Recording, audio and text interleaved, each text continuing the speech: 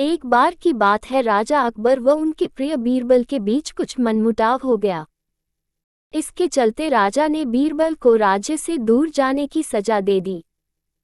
इस परिस्थिति में भी बीरबल ने हार न मानी और उन्होंने अन्य गांव जाकर वेश बदलकर खेती करना शुरू किया। अब वह एक किसान के रूप में अपना जीवन गुजारने लगे।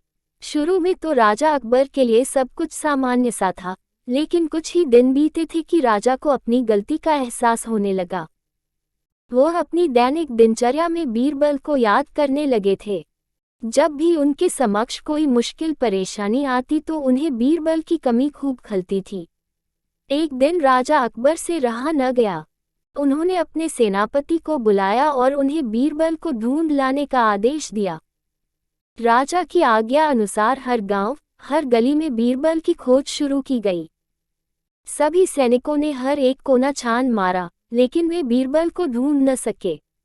राजा को जब इस बात की जानकारी मिली तो वे बड़े निराश हुए। अब बीरबल से मिलने की उनकी बेचैनी और बढ़ने लगी थी। अचानक राजा के मन में एक उपाय आया।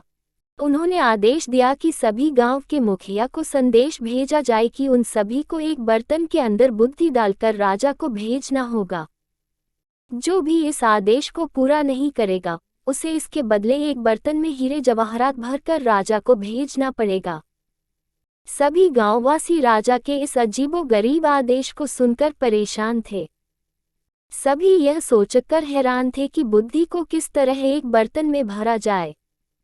बुद्धि तो सभी के पास उपलब्ध थी, लेकिन उसे किस तरह एक बर्तन में डालना है, ये सोचकर सभी परेशानी में थे। ऐसा न कर पाने की अवस्था में उन्हें उसी बर्तन को कीमती हीरे जेवरों से भरना था, जो कि इससे भी बड़ी समस्या थी। वहीं जिस गांव में बीरबल एक सामान्य किसान का वेश बनाकर रह रहे थे, वहां भी राजा का यह आदेश चर्चा का विषय बना हुआ था। गांव के सभी बड़े बुजुर्ग निराश होकर बैठे हुए थे कि वहां बीरबल आए और उन्होंने कहा कि वह इस समस्या का समाधान निकाल सकते हैं। पहले तो किसी को भी इस बात का यकीन नहीं हुआ, लेकिन उनके पास बीरबल पर विश्वास करने के अलावा और कोई रास्ता नहीं था। इसलिए इस काम की बागडोर बीरबल को सौंपी गई। उस वक्त गांव में तरबूज की फसल उगाने का समय था। बीरबल ने तरबूज के पौधे की एक बेल को एक बर्तन में डाला। धीरे धीरे उस बेल में तरबूज का फल लगने लगा और समय के साथ ही तरबूज ने बर्तन का आकार ले लिया। जैसे ही बर्तन तरबूज से पूरा भर गया, बीरबल ने बेल को फल से अलग किया और उस बर्तन को तरबूज समेत राजा के दरबार में भिजवा दिया।